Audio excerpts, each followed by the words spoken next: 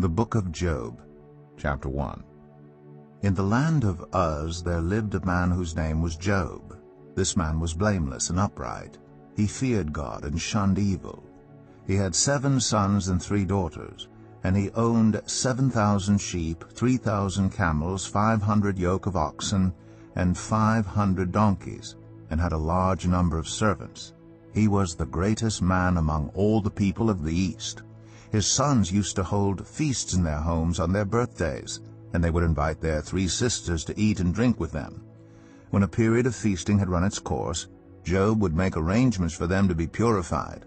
Early in the morning he would sacrifice a burnt offering for each of them, thinking, "Perhaps my children have sinned and cursed God in their hearts." This was Job's regular custom. One day the angels came to present themselves before the Lord, and Satan also came with them. The Lord said to Satan, "Where have you come from?" Satan answered the Lord, "From roaming throughout the earth, going back and forth on it." Then the Lord said to Satan, "Have you considered my servant Job? There is no one on earth like him. He is blameless and upright, a man who fears God and shuns evil."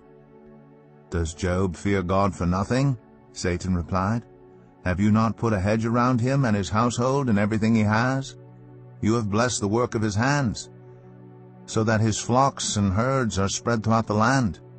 But now stretch out your hand and strike everything he has, and he will surely curse you to your face."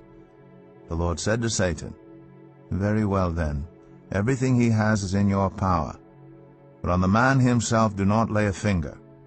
Then Satan went out from the presence of the Lord.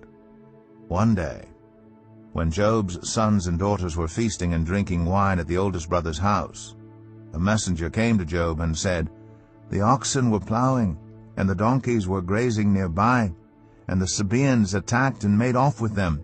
They put the servants to the sword, and I am the only one who has escaped to tell you."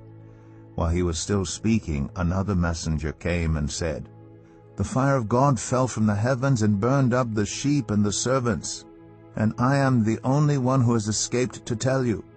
While he was still speaking, another messenger came and said, "The Chaldeans formed 3 raiding parties and swept down on your camels and made off with them. They put the servants to the sword, and I am the only one who has escaped to tell you." While he was still speaking, yet another messenger came and said, "Your sons and daughters were feasting and drinking wine at the oldest brother's house, when suddenly a mighty wind swept in from the desert and struck the 4 corners of the house. It collapsed on them, and they are dead, and I am the only one who has escaped to tell you." At this, Job got up and tore his robe and shaved his head. Then he fell to the ground in worship and said, "Naked I came from my mother's womb, and naked I will depart. The Lord gave, and the Lord has taken away. May the name of the Lord be praised." In all this, Job did not sin by charging God with wrongdoing.